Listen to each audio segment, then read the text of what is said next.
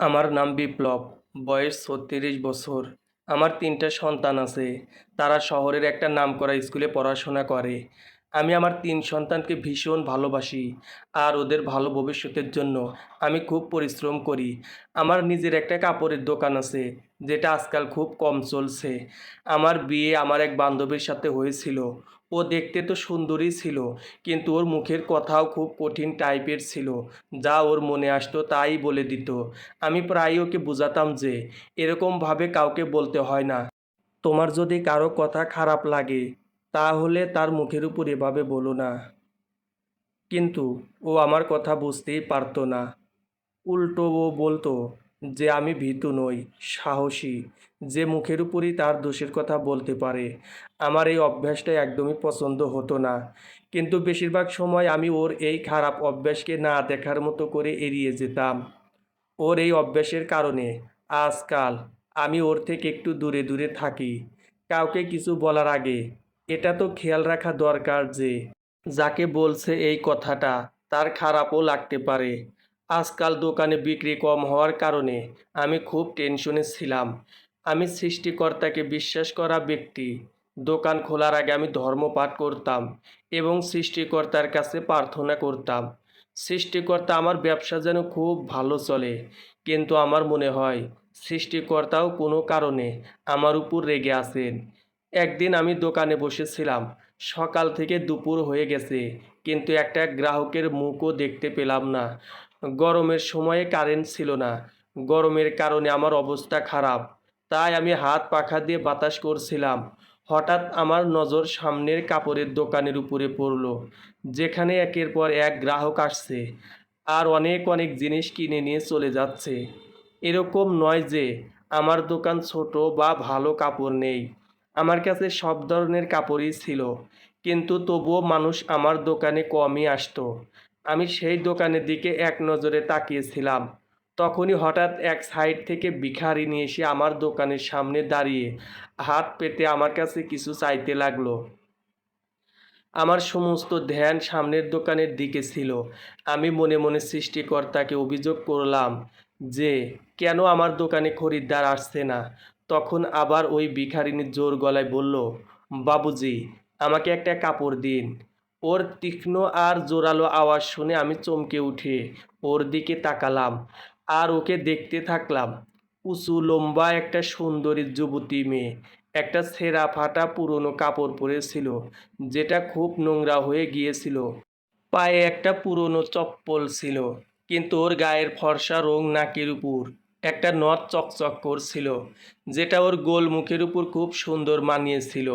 মুখের বিভিন্ন জায়গায় মাটি ছিল, তবু ওকে দেখতে ভালোই লাগছিল। আমি ওকে দেখলাম তো দেখতেই থাকলাম। ওর মুখে এতটা সরলতা ছিল যে ওকে দেখে আমার মন ভরছিল না। সে আমাকে উদাস দেখে আবার বলল, বাবুজি, কোনো একটা কাপড় দিয়ে দিন না, আমি একটা ভিখারি। ওর অনুরোধ শুনে আমার হুঁশ ফিরে এলো। আমি ওর দিকে ধ্যান দিয়ে দেখলাম।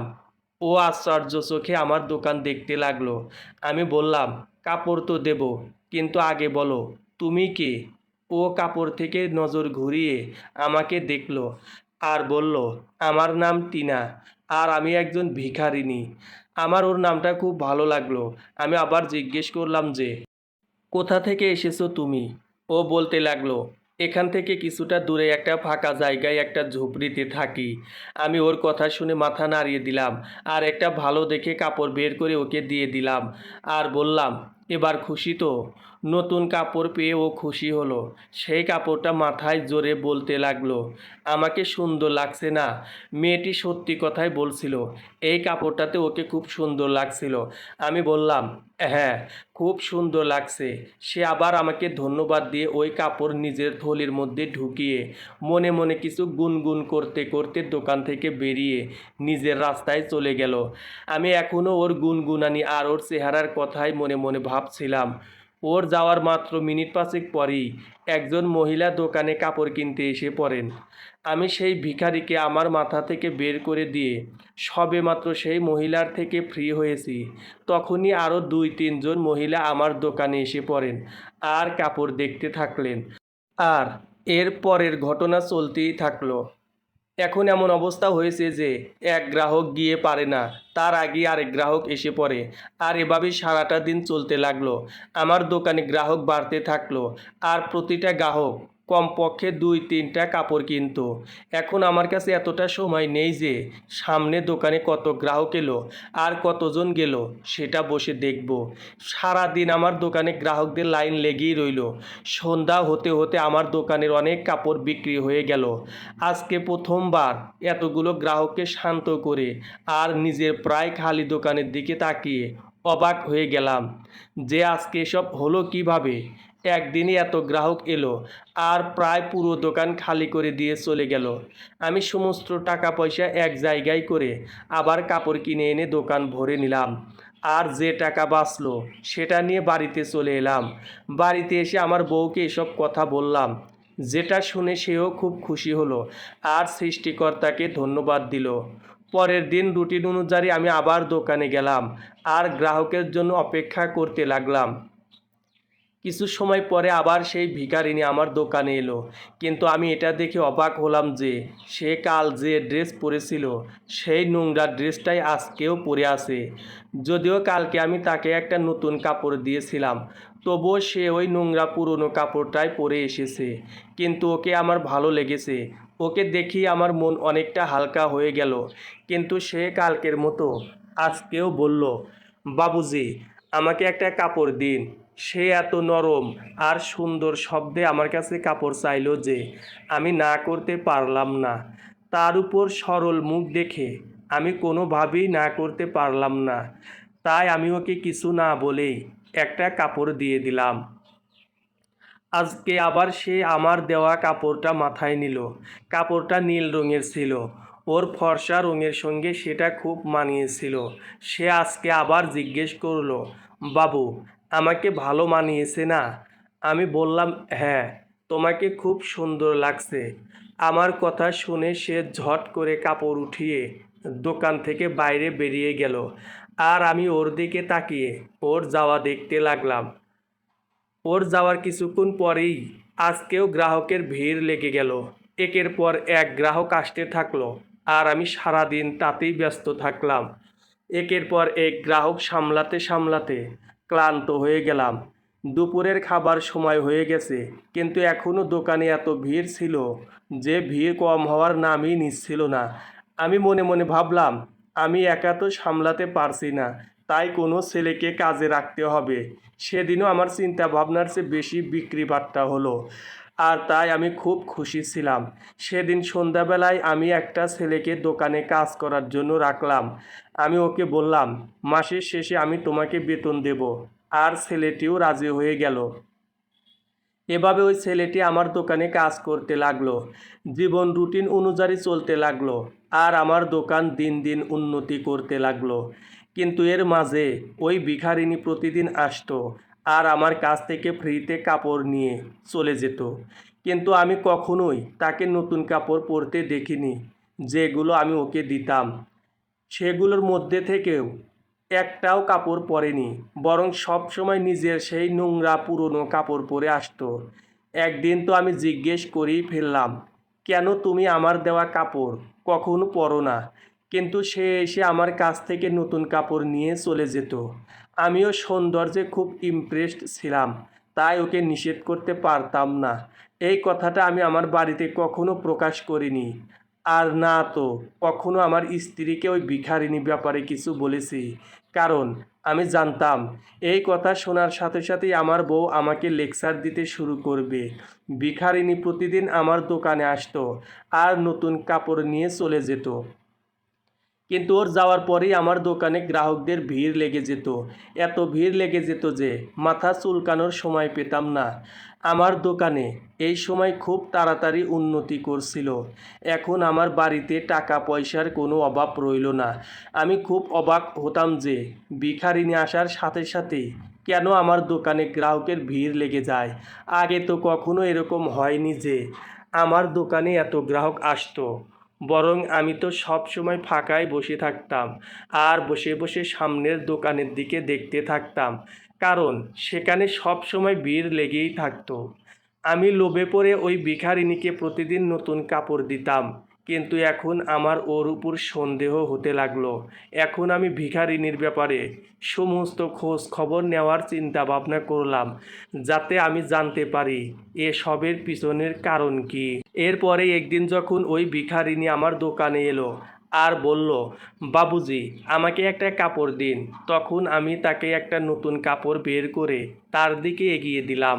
কিন্তু যখনই সে ওই কাপড়টা নেওয়ার জন্য হাত বাড়ালো, সঙ্গে সঙ্গে আমি ওর হাত ধরে বললাম, প্রথমে আমাকে এটা বলো যে তুমি কে, আর এই সব কাপড় দিয়ে কি করো, তারপর আমি তোমাকে কাপড় দেব।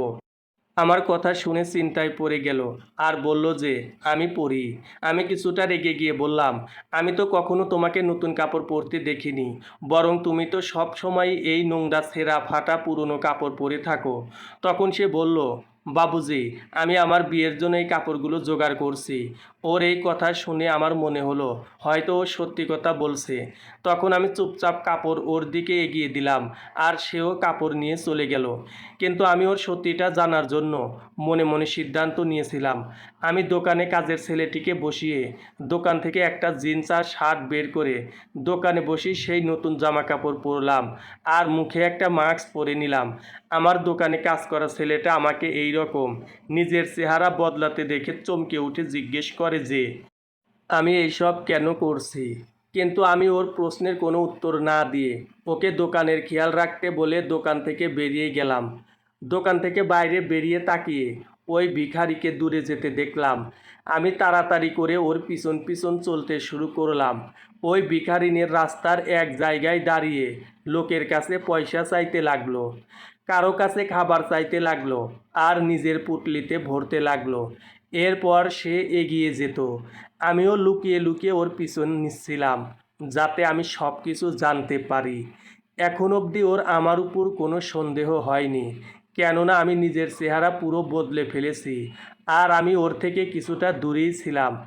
এরপরে আমি ওকে একটা বাচ্চার কাছে যেতে দেখলাম।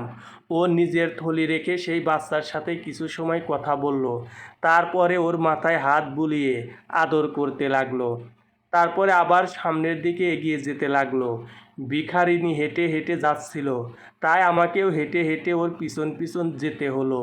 আধ ঘন্টা পিছন পিছন চলার পরে একটা ফাঁকা জায়গায় এসে পড়লাম, যেখানে খুব বেশি লোক ছিল না, বরং এটা বলা ভালো যে সেখানে কোনো লোকই ছিল না।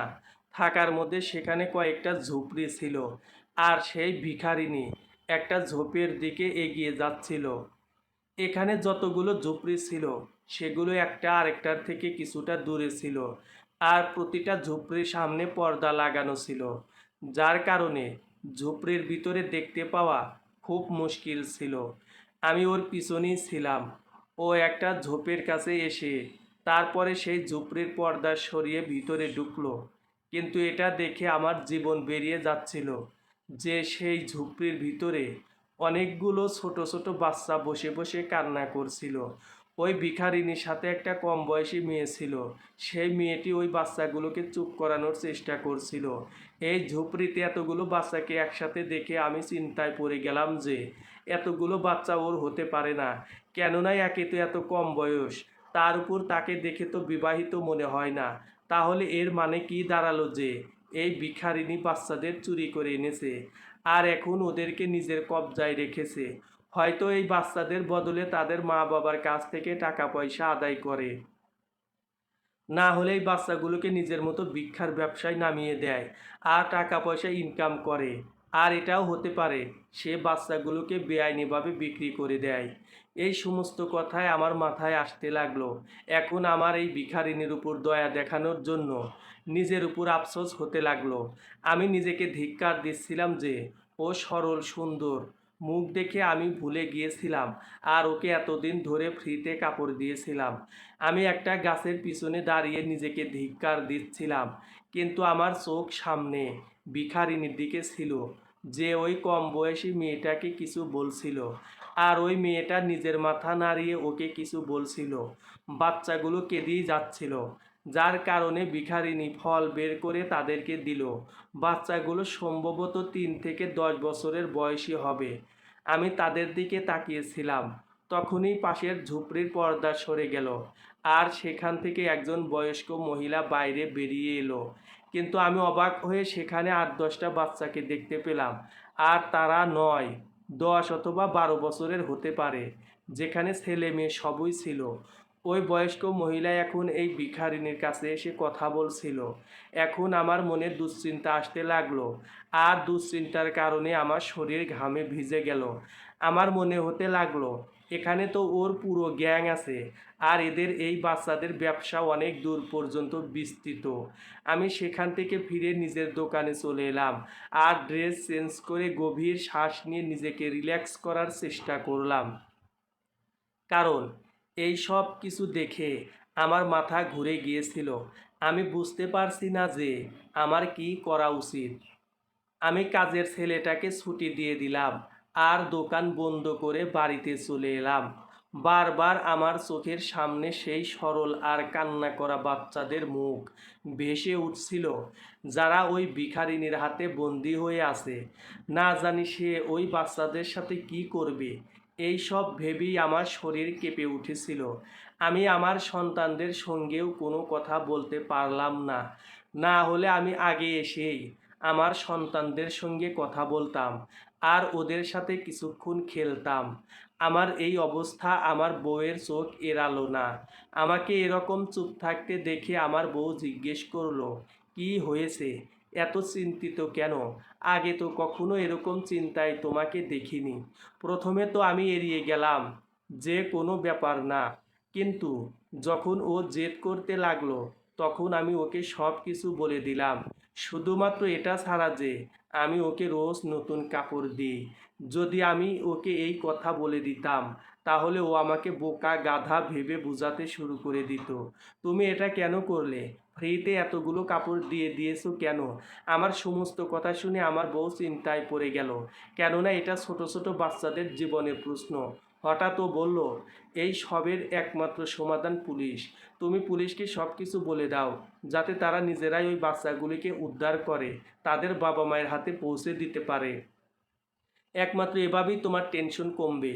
আমার বউয়ের কথা শুনে আমি চিন্তায় পড়ে গেলাম। ও তো ঠিক কথাই বলছে। এটাই ১-২টা বাচ্চার ব্যাপার না, বরং ২০-২৫টা বাচ্চার, যারা এই ভিখারিনীর হাতে বন্দি হয়ে আছে, আর নিজের মা বাবার থেকে দূরে কষ্ট পাচ্ছে।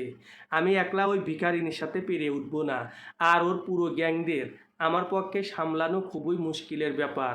একমাত্র পুলিশই এই সমস্ত ব্যাপার সুন্দরভাবে হ্যান্ডেল করতে পারবে। যদি আমি একা এই মামলাতে লড়ি, তাহলে হয়তো আমি নিজেই মামলায় ফেঁসে যাব।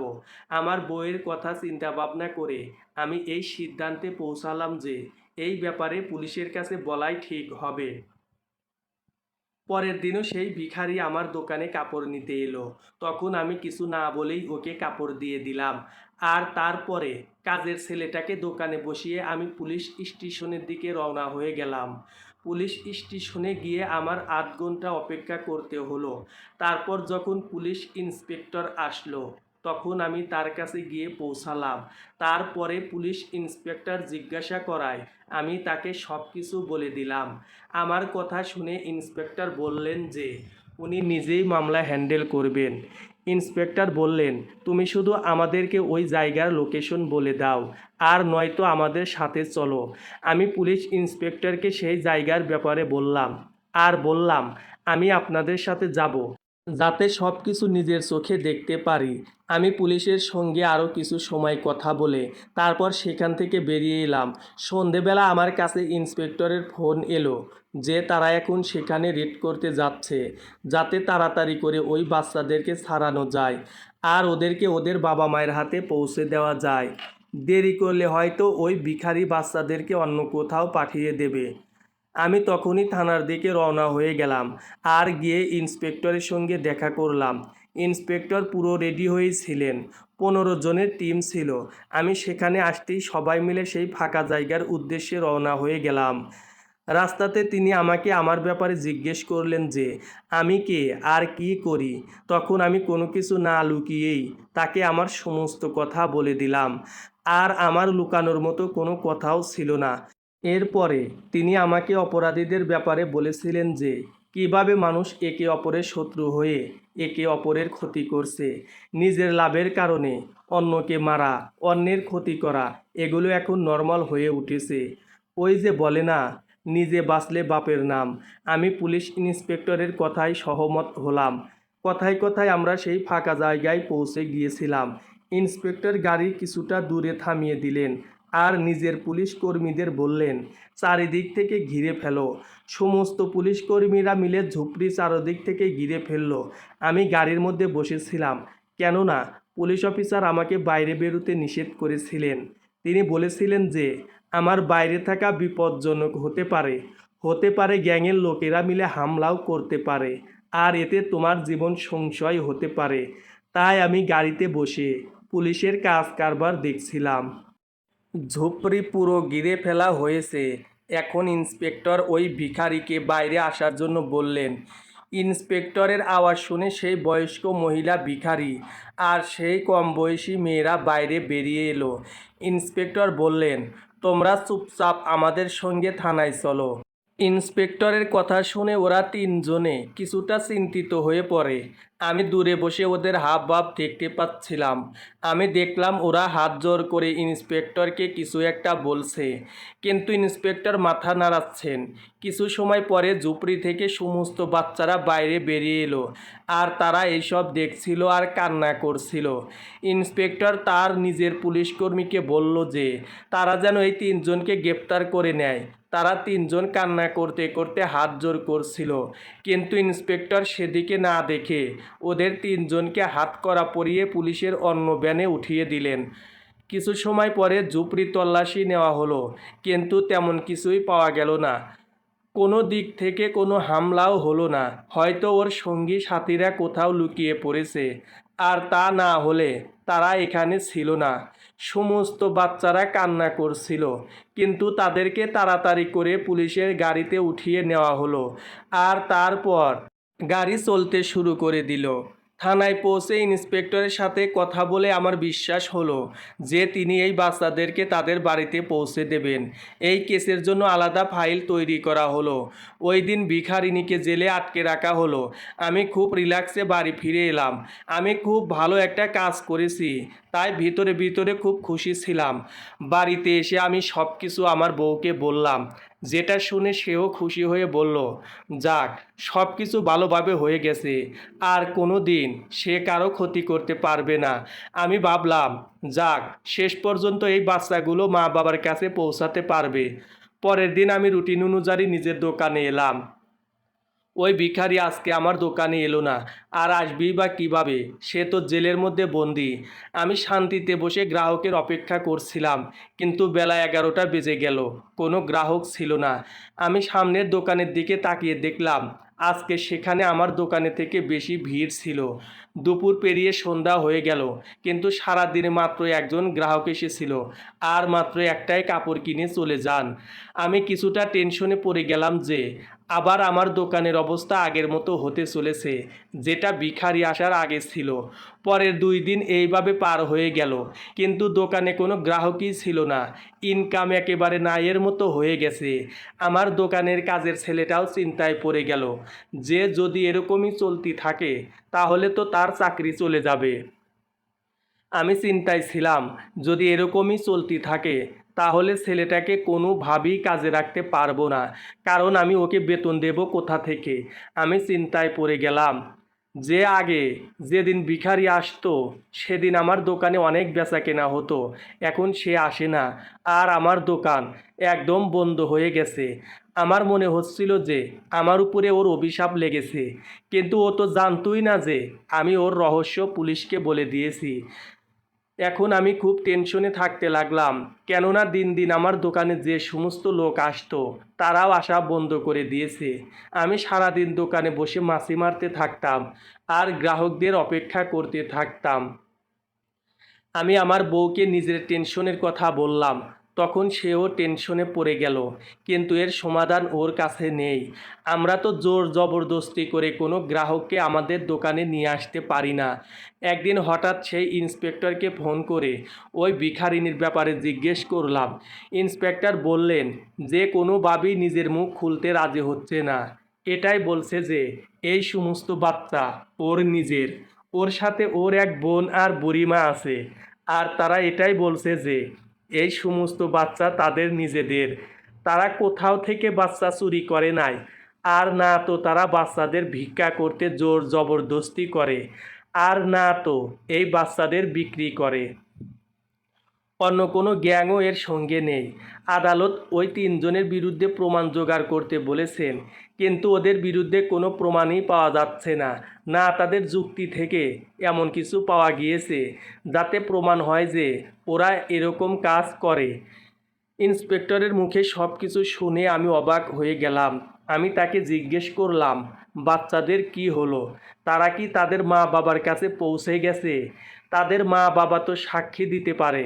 তখন ইন্সপেক্টর বললেন, এই বাচ্চাদের মা বাবার কোনো খোঁজ পাওয়া যায়নি। পেপারে অ্যাড দেওয়া হয়েছিল, কিন্তু এখনও অবধি কেউ আসেনি। আর ওই বাচ্চারা শুধু কান্না করতে থাকে, আর ওরা শুধু ওদের মায়ের কাছে যেতে চায়। আমি অবাক হয়ে বললাম, ওদের মা কে? ইন্সপেক্টর বললেন, ওরা ওই ভিখারিকে মা বলে, যার বিরুদ্ধে আপনি কমপ্লেন করে বলেছিলেন যে এই বাচ্চাদেরকে আটকে রেখেছে। ওই ভিখারিকে মা বলে। আর বয়স্ক মহিলাকে দাদি, আর কম বয়সী মেয়েকে মাসি বলে ডাকে। ইন্সপেক্টর আরও কিছু বলছিলেন, কিন্তু আমি তো এইটুকু শুনি অবাক হয়ে গিয়েছিলাম যে এই সব হচ্ছেটা কি। আমি কিছুই বুঝতে পারছিলাম না, তাই ফোন কেটে দিলাম। কিছু একটা তো নিশ্চয়ই আছে, যেটা আমাদের চোখে পড়ছে না। এখন তো আমার মনও বলতে শুরু করেছে যে আমি কোথাও না কোথাও কিছু ভুল করেছি। এইসব কথা ভেবেই আমার মাথা ব্যথা করতে শুরু করে, কিন্তু কোনো কুলকিনারা খুঁজে পাচ্ছিলাম না। বাচ্চাদের জন্য পেপারে অ্যাড দেওয়া হয়েছে, কিন্তু কেউই এদেরকে নিজেদের বাচ্চা বলে দাবি করেনি। আর না তো কেউ বাচ্চাদেরকে নিতে এসেছে।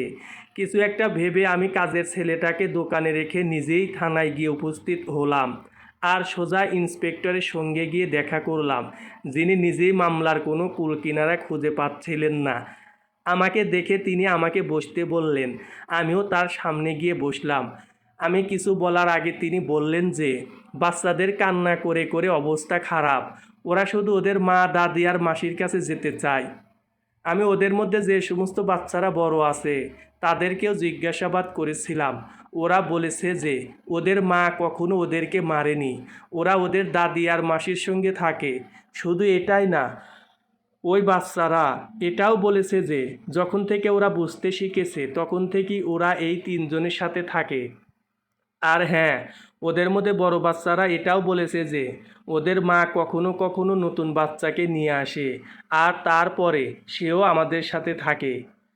তারা কোথাও যায় না। আমাদের মা খুব ভালো, আমাদের জন্য থাকা, খাওয়া ও পড়ার ব্যবস্থা করে, আর আমাদের সবাইকে খুব ভালোবাসে। কখনো কোনো বাইরের লোক আমাদের সঙ্গে দেখা করতে আসে না। ইন্সপেক্টরের কথা শুনে আমার মাথায় সব খিচুড়ি পাকিয়ে গেল। আমি ইন্সপেক্টরকে জিজ্ঞেস করলাম, এসবের মানে কি? ইন্সপেক্টর বললেন যে আমার তো মনে হয় আপনি যা কিছু দেখেছিলেন সেটা আপনার মনের ভুল ছিল। এই তিনজনের বিরুদ্ধে আমরা কোনো প্রমাণ পাইনি। নিশ্চয়ই আপনার কোনো ভুল হয়েছিল। আমি এখনই ওই মহিলাদের জিজ্ঞাসাবাদ করতে যাচ্ছিলাম, আর আপনি এসে পড়লেন। আমি বললাম, আমি আপনার সঙ্গে যাই। আমি ইন্সপেক্টরের সাথে ওই দিন মহিলা লকআপের দিকে গেলাম। ওই তিনজন এক জায়গাতে আটকানো ছিল। ওই তিনজনের অবস্থা দেখে আমার ওদের উপর দয়া হলো। এটা পরিষ্কার বোঝা যাচ্ছিল যে লেডি ইন্সপেক্টর ওদের কাছ থেকে কথা বের করার জন্য ওদের উপর নিজের হাতের সুখ মিটিয়েছেন। আমাকে দেখতে পেয়ে ওই ভিখারি তাড়াতাড়ি করে আমার দিকে এসে লকআপের রড ধরে দাঁড়িয়ে বলতে লাগলো, বাবুজি, খুব ভালো হয়েছে আপনি এসেছেন। আমি জানতাম আমার সৃষ্টিকর্তা আমাদের বাঁচানোর জন্য কাউকে না কাউকে আমাদের সাহায্য করতে নিশ্চয়ই পাঠাবেন। আর দেখুন, আপনি এসে পড়েছেন। ওর চোখে আমার প্রতি বিশ্বাস দেখে আমি লজ্জায় পড়ে গেলাম। যাতে ও নিজের সাহায্য করবে ভাবছে, সেই তো আসলে ওকে এখানে পৌঁছানোর জন্য দায়ী। ইন্সপেক্টর চুপচাপ আমাদের দিকে দেখলো। আমি জিজ্ঞেস করলাম, তুমি এত বাচ্চাকে নিজের কাছে কেন রেখেছো? এই বাচ্চাগুলো কাদের? আরও বললাম, আমি জানি তুমি বিবাহিত না, আর এতগুলো বাচ্চা তোমার হতেই পারে না। সে বলতে লাগলো, নিজের নয়তো কি হয়েছে, কিন্তু আমি এদেরকে লালন পালন করে বড় করেছি। তাহলে এরা আমার বাচ্চাই তো হলো। আমার ছোট বয়সে আমার বাবা মারা গিয়েছিল। আমরা আগেও ঝুপড়িতে থাকতাম আর লোকের কাছে চেয়ে চিনতে দিন কাটাতাম। হঠাৎ মা অসুস্থ হয়ে পড়লে আমি এটাকেই আমার পেশা বানিয়ে দিলাম।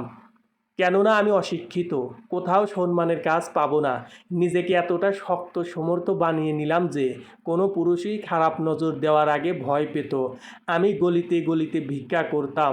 যখনই কোনো বাচ্চাকে অসহায় দেখতাম, যাদের মা বাবা নেই, যে সমস্ত বাচ্চারা রাস্তার পাশে থাকে আর লোকের কাছে চেয়ে চিনতে খায়, কিছু বাচ্চাই এত ছোট হয় যে তারা বুঝতেই পারে না যে ওরা কি করছে। আর কিছু বাচ্চাকে তো আমি এমন পেয়েছিলাম যাদের বয়স 1 বা 2 দিন হবে, হয়তো কারো পাপের কারণে এই দুনিয়াতে এসেছিল, তাই ওদেরকে ডাস্টবিনে ফেলে দিয়েছে।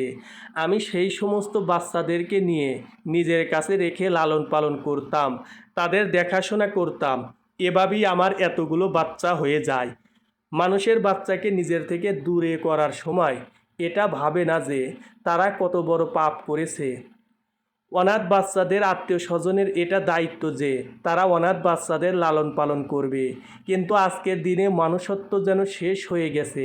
বাচ্চারা অনাথ হতেই তার আত্মীয় স্বজনরা ওদের ভুলে যায়। আপনি এই বাচ্চাদের নিজেই জিজ্ঞেস করুন। আমি যে বাচ্চাদেরকে পেয়েছি, আমার মা আর বোন তাদের আদর যত্ন করেছে। ভিখারির কথা শুনে আমি লজ্জায় পড়ে গেলাম যে আমি কতটা ভুল ভেবেছিলাম। ইন্সপেক্টর আদালতে গিয়ে কেস উঠিয়ে নেন আর ওই বিকেলের দিকে ওর মা বোন আর বাচ্চাদের সহ সবাইকে ছেড়ে দেয়। কিন্তু নিজের তরফ থেকে কিছু সময় অবধি ওদের উপর নজর রেখেছিলাম। কিন্তু সব কিছুই সেরকমই ছিল যেটা ওই ভিখারি বলেছিল। তখন ইন্সপেক্টর কিছু লোকের সাথে মিলে একটা ছোট্ট জায়গায় ওদের জন্য একটা ছোট্ট ঘর বানিয়ে দেন, যেখানে ওরা সবাই মিলে একসাথে থাকে। ওরা আমাকে, ইন্সপেক্টরকে, না জানি কত আশীর্বাদ দিয়েছিল। আমি ওই বাচ্চাদের জন্য কাপড় আর খাবার দাবারের জিনিস পাঠাতে থাকতাম। আমার দোকানে আবার আগের মতো গ্রাহকের ভিড় বাড়তে লাগলো। এছাড়াও ইন্সপেক্টরের প্রমোশন হয়ে গেছে। এখন আমি বুঝতে পেরেছি যে এটা একটা পূর্ণবতী গরিবের হৃদয়ের থেকে দেওয়া আশীর্বাদের ফল।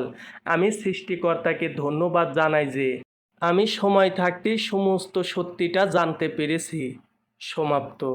গল্পটি ভালো লাগলে লাইক, কমেন্ট, শেয়ার ও সাবস্ক্রাইব করে পাশে থাকার অনুরোধ রইল। ধন্যবাদ বন্ধুরা।